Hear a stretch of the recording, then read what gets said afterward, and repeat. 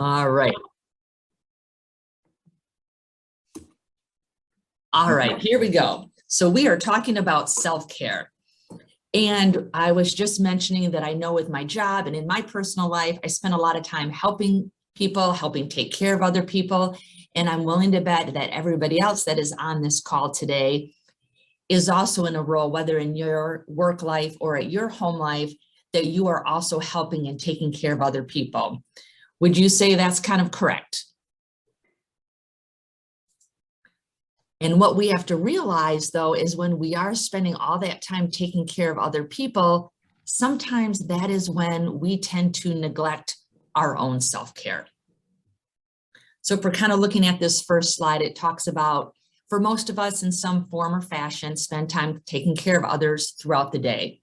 But really, in order to keep being our best selves and being able to help people in the best way possible, that also does require that we also take the time to take care of ourselves.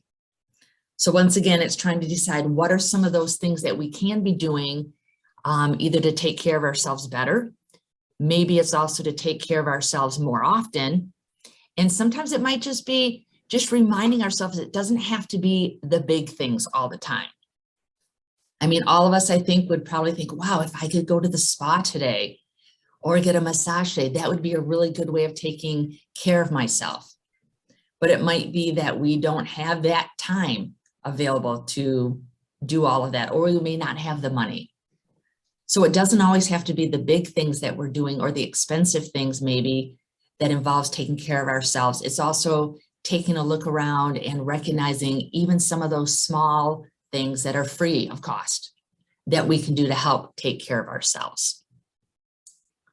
So I'm going to look at this here. And the first one is physical exercise. You know, rule of thumb by most doctors is 3 to 5 times per week of being able to do some sort of physical activity. And that activity can include anything from yoga, walking, running, lifting weights, going to the gym. And it really helps starve off depression and anxiety, because when we get physically active, it does help our brain release that feel-good chemical, serotonin. So once again, it doesn't have to be for prolonged periods of time, but it's just on a regular basis, getting our body used to producing some of those things to kind of get us in a better mood, help us feel a little bit better.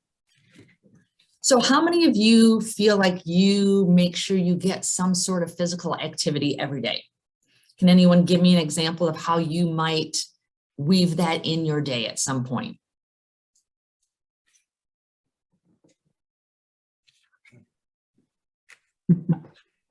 Lots. Well, I like to get up and do our elliptical at home in the morning. Okay. Get all sweaty, and then I get ready for the day afterwards. Okay. But I did, good. yeah. Some of them on the call know I fell a couple of weeks ago and broke some ribs, so I've missed doing that exercise. But I still like, even, you know, less impact, but I like to come home, take the dog for a walk, because he likes that, and it gets me, you know, just moving a bit. Okay. So a couple of different things, you know, either doing it in the morning. And I think one of the other things that I think is a good point as well is if sometimes what we used to be doing for physical activity isn't working anymore, or because of an injury, we can no longer do it. It's important to recognize it doesn't mean we just stop it altogether, but then it's trying to figure out what is something else that I could still be doing. Yeah, change that would help the physical, like walking the dog. Yeah, and we've got comments in the chat here. Adrian says dog walking before and after work and lunchtime yoga. Okay, great. Kim says she does treadmill several days a week. Dana says quick walk out on lunch break, which is, you know, I see a lot of people do that are in the building here. Lunch is a time to get away from the desk, you know, Sure. unplug, right. get a walk in or whatever else you might go do. And Lauren says, I'm so glad it's warm enough to take the dog for a quick walk around the block. And that is true. Yeah, absolutely. I got my big rubber boots out to take the dog for a walk because it was so nasty the past month. Absolutely. And that's another thing too, is, you know, for a lot of us that do enjoy to get outside, which I really do, when we can't because of the weather, it's raining or it's icy, and we want to make sure we're safe, is trying to find other ways. Is there a place that you can walk during your work? And it sounds like a couple of people try to figure that out, whether it's, during your lunch break. So there's just a lot of different ways that we can add that physical activity. Sometimes we just have to be a little creative. Yeah. And for some of you that maybe like the advantage of maybe walking with somebody else, kind of getting in some social time. So it's also kind of knowing yourself well enough. Do you enjoy physical activity more by yourself? Do you like to have the buddy system? Do you like to do group activities? So once again, it's really just kind of being creative and figuring out what works for you. And then the next step is really just making sure, where do you find a time in your day to make that happen? Yeah. And I know a lot of people in libraries feel like it's an office job, you're at a desk a lot of the day. Yeah. We've seen various people here. We've gotten different stand-up desks, or people are trying to, even in their office space, to change it up a bit. Okay, Or if you're working at home, what is your home office space? Absolutely. And it's making yourself a priority, because there's always going to be one more thing to do or one other chore to get done. So sometimes we have to say, my priority of taking care of myself, even for a short period of time, should come before some other thing that could wait a little bit. So sometimes it's just making sure that we're the priority at times. Yeah. And one other quick question. Can anybody tell you how you feel after you have gotten some physical activity? Because I think that's also important too, to kind of make that connection of, maybe this is how I was feeling beforehand, and then after I did it, what did you notice as the difference? Oh, we had one more comment in the chat. I like to take a spin around the library a few times. Good. During the day, just to get away from the desk, move a little. Yeah. Absolutely. And hopefully, we're seeing that you feel a little more clear-headed. Maybe you feel a little more energized, once you get the blood flowing and moving around more. Maybe it's helping you be able to concentrate a little bit more. So there really are a lot of advantages of getting up and moving. And it's just kind of maybe recognizing that as well, as after you get done doing something, just take a moment and think, how am I feeling right now? Because we can also use that to prompt us to want to continue to do that. Yeah. I personally too get a kind of like a feeling of accomplishment, like, oh, I did that. Yeah. And I can be happy when it's over. Yeah, that's all right. Yeah.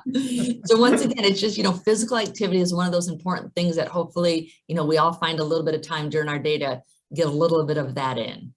Yes. And Dana said in the chat, she has a happier mood and she's proud that she got up and did it. So absolutely. Yeah, when we can focus on the positive, usually those are the things that helps us want to repeat some of those behaviors. So good. So the next one really talks about learning relaxation techniques, and not only learning them, but more importantly, then practicing some of those techniques. So if you look at the slide here, one of them talks about deep breathing. Another option would be to meditate, being more mindful, stretching as a form of relaxation, and also just being more of your creative side. So I kind of laugh when I talk about the deep breathing, because the breathing part of it, we are all doing that already.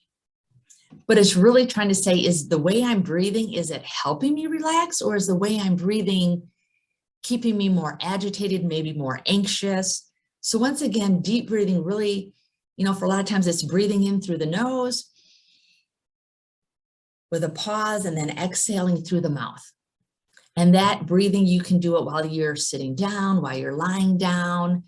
You can do it when there's other people around, so you don't have to exaggerate it. You can be doing some deep breathing and no one may be realizing you're actually doing it. Or it can be something if you really want to be exaggerating it a little bit more and you're by yourself. So once again, sometimes just doing 3 deep breaths during your day can really kind of bring down your anxiety. If you're anxious about something, if you're uptight about something, just really being able to do that deep breathing. Something else that's someone that I've been practicing a little bit, just as another visual while you're breathing, is thinking of a square. So sometimes when you're taking an in breath, you can think of going up on the square. And then when you hold it for a couple seconds, you think about going across the square.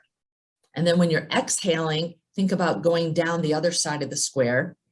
And once again, the holding part of it is completing this square. So whether you want to do it in counts, you can think about making a square in your vision, just a lot of different things and kind of make you do that slow, deep breathing. Has anybody done any meditation? Because there are a lot of different ways that people can do that as well. So I just want to see if anybody is doing that and how you do that for yourself. Yes, Adrian says in the chat, every day, LOL. Yeah, we need it, Is right? that the deep breathing? Yeah, and Milford says yes, sporadically. Okay. Yeah. And the one thing about meditating, it can be a certain mantra that you say to yourself. You know, if there's something that you just want to keep repeating that to yourself slowly, there are a lot of things that you can print out and kind of read through. And after you read through it enough times, you kind of have it in your own mind that you can mentally kind of go through what that meditation is going to be for you.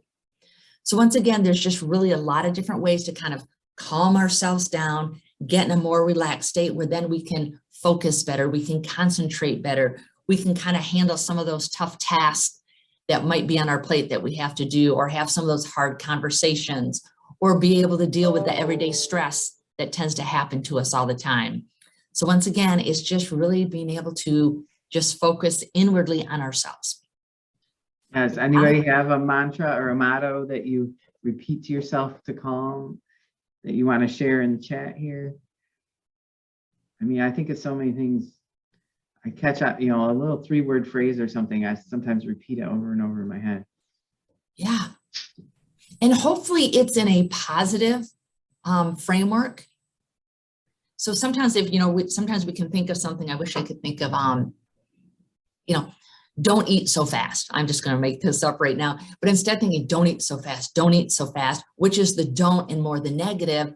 Sometimes I think it always works better when you can reframe it into the positive of eat slow or speak slow, and focus on what the action is that you want to be doing, not on the action that you don't want to be doing. So that can be something that if you do have a mantra or something that you're telling yourself, trying to make sure you put it in a positive framework.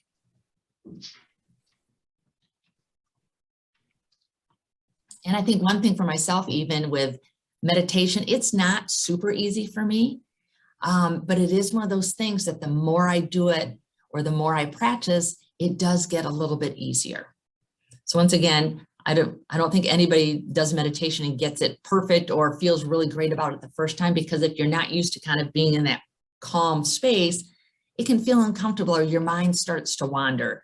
So I think it's also trying to say, anytime your mind wanders, how do you pull it back and to kind of focus on whatever it is that you're wanting to be thinking about, what it is that you want to be focusing on. And that kind of brings us down to the next bullet point, which is being mindful. And really being mindful is really focusing on the here and now, not what you just completed doing, not what you're going to have to do after this. So for today on this webinar, it's really trying to say, you know, can we really focus on our self-care for this hour and not think about, oh gosh, what do I have to do when this is done? What am I not getting done now because I'm trying to do this, right? So our mind constantly goes to the past or looks forward to the future and is really trying to bring it back and saying, you know what? I don't need to worry about that now. I only need to be focusing on what I'm doing in this moment. So once again, don't get distressed or don't get discouraged if you find your mind wanders a lot. As long as you can kind of keep reeling it back in, focusing on the here and now, I think you will notice your mind wanders a little bit less, or it doesn't wander as long. So once again, it just takes practice of bringing it back to the here and now in the present moment of what you want to be focusing on. The next one says she does mindful relaxation of her body, especially her eyes at night when she's trying to go to sleep.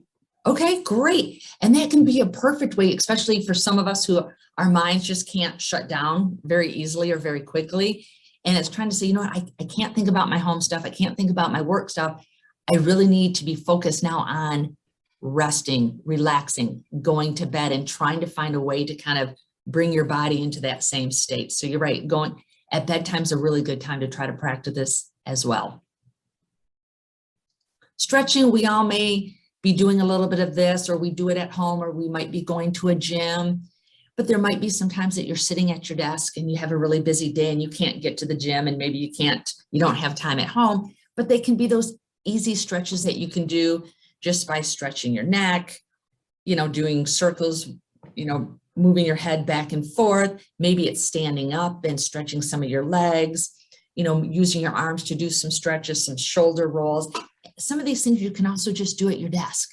So once again, you don't have to go to a gym or have a whole workout room at home to do some of these gentle stretchings, just to kind of, once again, it gets the blood pumping, kind of gets those feel-good endorphins kind of moving again, increases our oxygen flow too, even when we can do some of that stretching. And then lastly, for those of us who have that creative side, if you like to listen to music, creating a playlist that you enjoy that kind of puts you in a right frame of mind, or it's being outside, maybe listening to nature. There's a lot of things that we have, or it's putting something else, listening to a podcast that maybe it's the sound of the ocean. Maybe that's something that you like to listen to that can kind of get you in a relaxing state. So once again, music, any type of sound that can lower your blood pressure, lower your heart rate, decrease your anxiety, are all types of music or sounds that you can use towards that relaxation. And once again, it doesn't mean that you can't listen to fun, upbeat music, but that's probably not the music you're going to choose when you want to focus on relaxation. So does anybody have any sounds that you like to hear that kind of puts you in that state of relaxation, or that might be more of a soothing sound? Go ahead and drop those thoughts in the chat there. I think it's so funny. I have a relaxation CD from the dollar store from 25 years ago. And I still use it. It's just got a really, Adrian says white noise, the dome machine. But the one I had, the CD I have too, is just like a really soothing and mellow keyboard, but over rainforest sounds. And I can put that on at night and go straight to bed. Yeah, absolutely. And it can be anything that you download. Maybe you tape record something. Maybe you're sitting at the beach. You want to capture that. A lot of us, we can do that with our phones nowadays. Especially if you got rid of the CD player and you can't figure out how to use the CD or whatever. But put so there's lots of ways. Yes, Milford awesome. Library says they also like thunderstorm sounds. Okay. I would agree with that. I like that. Yeah, nothing like sitting out and listening. I don't like to be out in one, but I like to listen to it. Yeah, Adrian says storms and rain. Yep, okay. Dana says she loves listening to ambient cafe jazz videos on YouTube, and it's super relaxing. Great. And it's just nice to know you can have those things handy as well. So if things are getting a little stressful, it's kind of like, hey, I know that playlist, or I have that podcast I can listen to. I have those sounds handy on my phone or on my computer that I can just sit for a moment and just kind of be mindful of what those sounds are to get yourself in that better spot. The next one, number 3, talks about eating healthy. I'm not going to go in a lot of detail here. I'm not a dietitian. I'm not a nutritionist. But I think we could all agree eating healthy isn't always about restriction and limits or being on a diet or anything like that. It's really all about a balance of having fruits, vegetables, protein, fats, carbohydrates, fiber, vitamins, and all different minerals and supplements in our diet so that our bodies can be as healthy as they can. And I think on this note too, I would just say, if you have any questions, you talk to your doctor about it. It's just making sure there is that balance that we can all do.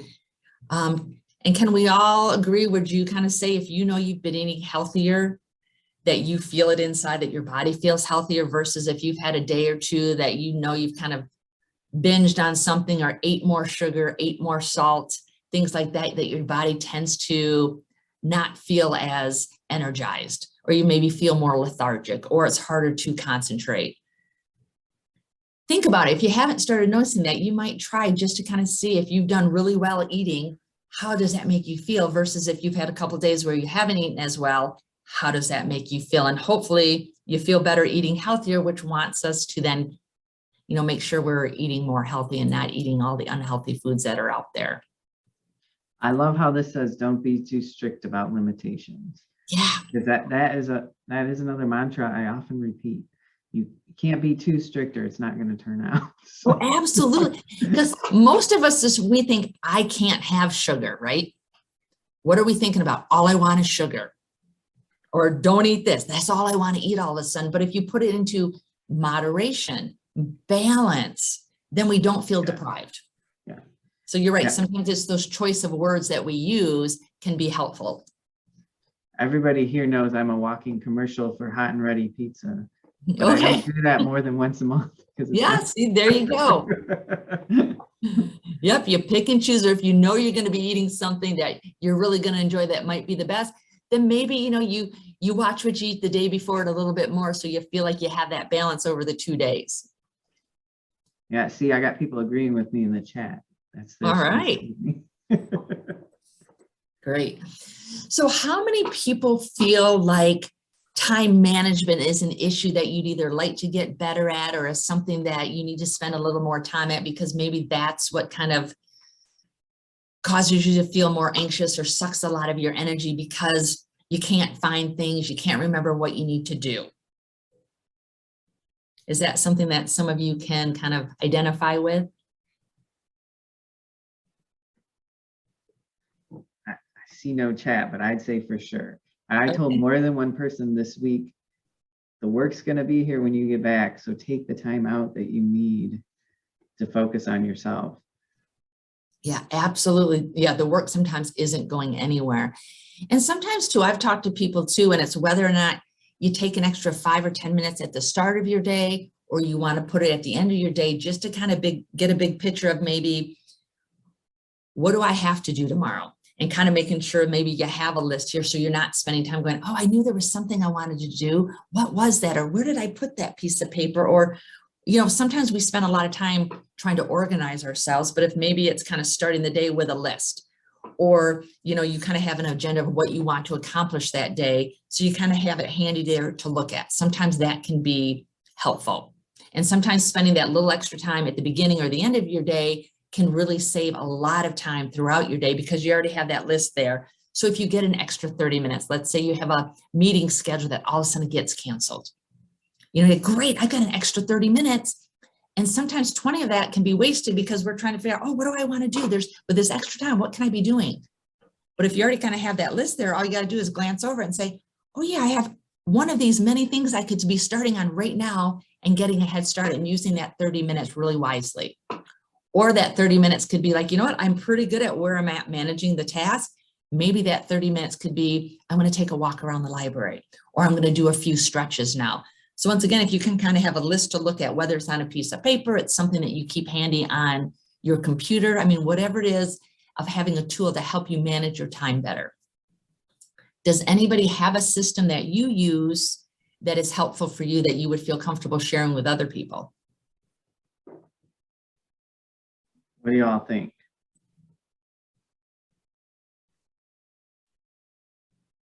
A to-do list, Adrian keeps. Yeah. Okay.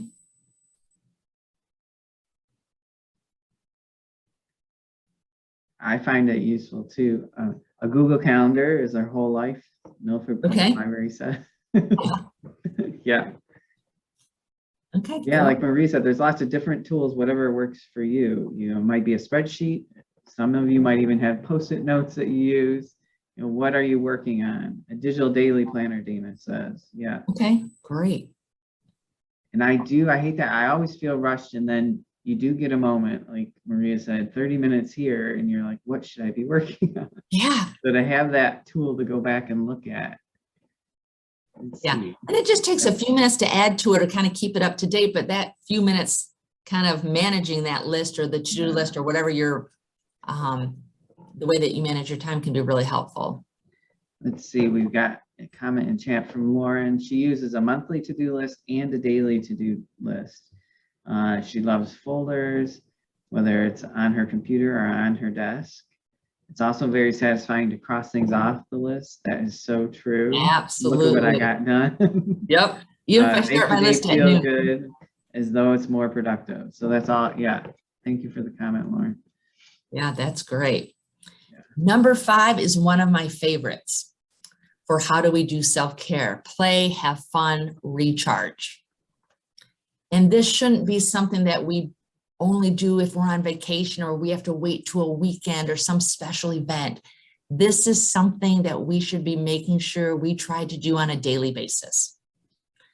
So how many of you, since it's kind of early in the day, let's just say yesterday, how many of you would like to share something that you did that you felt like was playful or involved having fun for yourself, or did something that you felt like was a way to recharge yourself?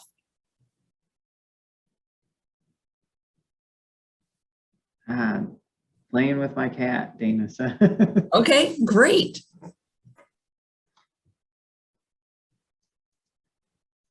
I hope you're all doing something every day to recharge yourself.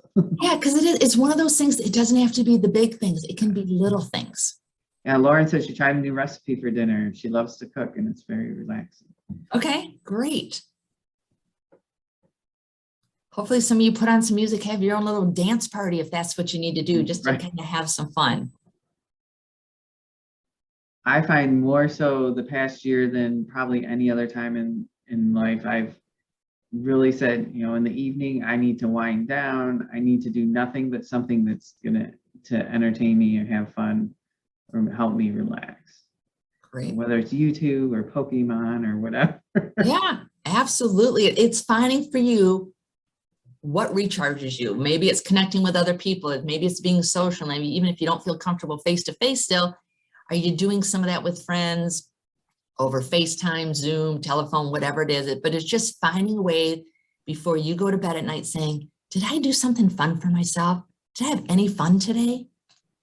Yeah, Adrian said, I can't remember. So she needs to make more of a priority for fun. Yeah. Milford says, I try to read my ebook for 20 minutes every morning while I'm drinking my coffee and letting my hair dry. Great, good, good. And once again, if you can't figure out something, Google it, talk to somebody else, see what other people are doing, and that might give you some ideas of things to try for yourself. Yeah. And I really have to fight the temptation to say I'm wasting time, because it's not a waste of time to recharge your body. Yeah, because really self-care is all about what we're putting in, because we all know we have every other moment of our lives, we are always putting out something. We are always giving to something else, whether it's our personal life, our work life. So we're only going to be as good as what we're putting in ourselves. So it's not a waste of time. It's not being selfish. Sometimes we feel like, oh, I can't do that for myself. I got to do all these other things. So if you're not taking care of yourself, it is really hard to take care of other people. So you can kind of balance that for yourself and say, no, I do deserve this because I have a really busy day tomorrow. So I really want to make sure I'm up for that task. So I got to make sure I do a little something for myself first. Donna has a fun comment. She likes to play music and sing when she's alone in the library. How many people get to do that? She said. There you go. Good for you. How about number 6? I hear a lot of people that always say it is difficult to get a decent amount of rest. So are we trying to do what we can to make sure we're getting enough sleep? And for some of us, that could be, you know, what's the temperature of your room? Are there lights going on? The blue lights, especially from our electronic devices. You know, how's the furniture arranged in a room? You know, it's doing anything that you can to make sure that your sleep environment is the most relaxing it can be. And that sometimes means relaxing our bodies so that we can get a good night's rest. So anybody have any tips or tools that you use to kind of make sure that you try to get the best night's sleep ever, or try to get that 7 or 8 hours that's usually recommended for a decent night's sleep?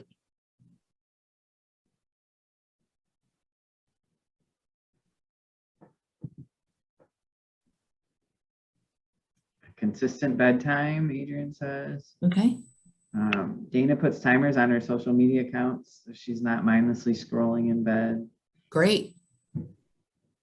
I like that, because I think a lot of times we can all go down the rabbit hole. We're on social media. We're just going to do it for a couple of minutes. And all of a sudden we look at the clock and it's been 45 minutes later. So sometimes too, it's setting those timers for us so that we know, hey, I've got this limited amount of time I want to spend on this. And then I want to make sure I'm moving on to something else. So I like the use of timer as well. Yeah, Milford Library says electronics off by 9 p.m. Okay, great, great. So the next one, smile more. So once again, whether it's a use of humor to lighten your emotional load, making, you know, going to some place, a comedy club, watching a funny movie, watching a funny video, spending time with one of those friends that you have that might really make you laugh, or you share a history with them that you know you've done a lot of fun things in the past and it can bring back fun memories. So once again, smiling more can also kind of get us in a better mood. So it's, you know, what are those go-tos for you that you know cause you to smile? I'm one of those, if I kind of see babies in any type of videos or something like that, can bring a smile to my face. I know a lot of people with animals, dogs and cats, watching some of those movies or videos or short clips can kind of put smiles on people's faces as well. And sometimes smiling can be contagious. I sometimes think it's hard to have a scowl on my face if I'm looking at somebody else that's smiling. So once again, if you can kind of say, hey, have I smiled at somebody today? Or I'm going to make sure I smile at 3 different people today. So hopefully as you have interactions with other people, you can really make sure that's one thing that you can do, not only for that other person, but for yourself, is start with a big smile on your face.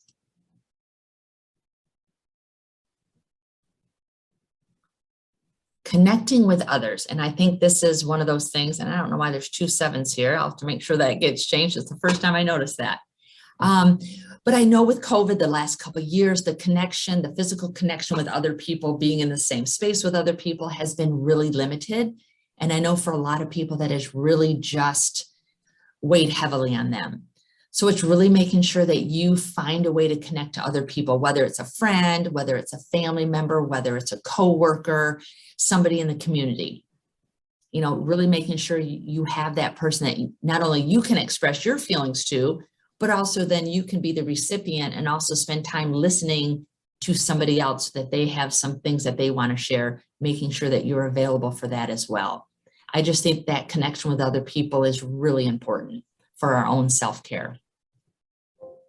And once again, it's knowing some people like more connection with others and other people may want more of a limited connection. So it's not about how much, it's knowing what works for you. And sometimes it can be that difference between an introvert or an extrovert, something like that. But once again, it's knowing yourself and just knowing who are those people that you can connect to.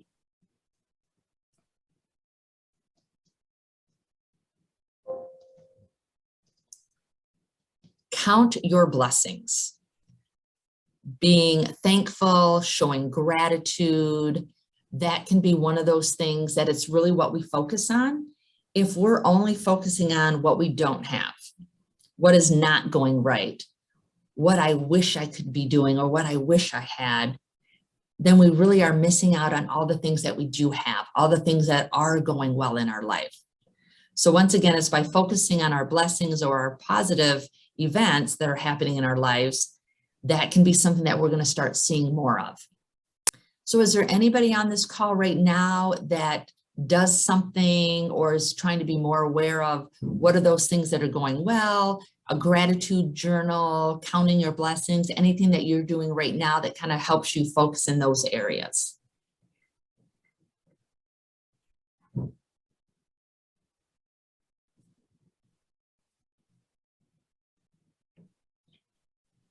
I'll jump in again. It's kind of pros and cons, and it happens less frequently than it used to, but when we can get everybody to sit down to the dinner table, Sure. sometimes breakfast, but usually at the end of the day, we like to play a game at our house called Roses and Thorns. Okay. So the rose, you have to think of the best thing that happened to you for the day, and the thorn is something that upset you, so that everybody can console you on that thing. But and a lot of times we'll say, everybody say, oh, I don't have a thorn today. So it's just a fun little game the kids like to help us think back on the day and something that went well or that we appreciated. I like that, because then everybody kind of knows you're going to get your opportunity. If you had a thorny day, right, you're going to get that opportunity to share and get good feedback or get support. But then also, you're right, you share the success, you share what went well. And sometimes if people are kind of stuck in the negative or stuck in the areas that aren't going so well, it really does challenge them to come up with something. Because I am a true believer that not everybody has a day that something good has happened. It doesn't have to be the big thing. It doesn't have to be you won the lottery or you found $100 bill on the sidewalk. It doesn't have to be the big things. It could be, I had enough money in my pocket that I found that I could buy myself a cup of coffee. Or I had somebody look and comment on on something about myself that was positive. It can be some of those little things, but if we're not looking for it, we're not going to find them. So that can be one of the things that you can challenge yourself kind of as a self-care idea, is to find more blessings, to find more things to be grateful for. Because the more you see them, the more you're going to recognize that they're happening. It's just, I find it such a value to think about what made me happy today. You know, the kids will be, sometimes they'll say, oh, so many good things, I got to pick one good thing. Or, you know, they'll just be happy, any little thing even, you know. My daughter's always happy, like today was art class, so I'm happy that was my rose for the day. Yeah, absolutely. Because there are so many. We just have to really start finding them and recognizing them. So I'm liking, like you're giving the example of the kids are seeing them all over the place, and which one do they want to pick? Yeah. Once again, as adults, sometimes we forget about that, or we're so heavily focusing on all of our responsibilities, either at home or at work, and we're missing out on all the joyful things that are also there that, you know, we just need to be more aware of. All right, simplify and forgive. Learning to let go of the unnecessary things in your life. Kind of talking about it's okay to say no, it's okay to set some boundaries. And sometimes I think of, when I think of the word forgive, not only is it maybe forgiving somebody else for what they might have done or said, but a lot of times it's forgiving ourselves for maybe something that we did or said, you know, kind of letting go and quit beating ourselves up over some of the mistakes that we might have made. And by learning how to do that. So has anybody ever found that whether or not you've forgiven somebody else or forgiven yourself for something, how that made you feel, how that was a positive experience or a way of taking care of yourself?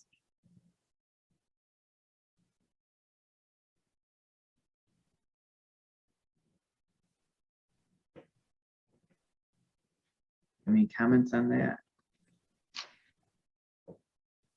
And if not, that can just be one of those things, kind of the food for thought. You know, is there anybody in my life that I am holding a grudge against? Or am I being too hard on myself? And how do I find a way to let some of that go?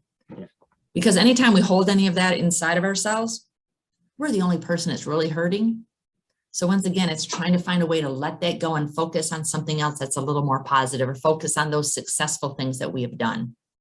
Yeah, Adrian says it does feel freeing to just let it go. Yeah. I mean, think about it. If we're holding on to that bag or a bunch of those rocks that are all the negative things that either have been done to us or that we have accidentally done to other people, they get really heavy carrying them around with us all the time. So just by letting go of a few of them at a time, you do feel freer, you feel lighter, you have more room then to focus on the positive things. So many of these mindfulness techniques I tie to the daily cycle and to going to bed. You know, don't go to bed angry at someone. Or, Sure. you know, like the old song, count your blessings instead of sheep when you're trying to fall asleep. Yeah, So absolutely. really focusing on those positive mental thoughts. Yeah, absolutely. There can just be a lot of different ways to do that as well. And then next one talks about setting some personal goals. You know, it's giving yourself a sense of purpose. What are some of those things that you would like to achieve? You know, being able to set some goals around that. And some of you may have heard of SMART goals, which really stands for a goal that is specific, measurable, attainable, relevant, and time sensitive, or setting an end date to that goal. You know, and trying to find a way to be motivated with that. One of, and I know I'm going to show a slide after this, but I'm going to put a plug into this right now, though, is one of the benefits through the EAP is you have access to a life coach. And then I'll also put a plug. That is something that I do with Encompass. I'm not only a counselor, but I also am a life coach. So I work with a lot of people on helping them achieve or helping them move forward with a lot of the goals that they might have set for themselves, because we all at times can get stuck and can't figure out how to get unstuck. So sometimes it's nice just having somebody else to kind of talk through what some of those steps are, really setting maybe more SMART goals. Maybe our goals aren't as specific as they need to be to help us move forward. But sometimes just trying to figure out what are some goals I'd like to accomplish and how to get there can be a way of taking care of ourselves. You know, once again, it's just focusing on what some of our needs might be.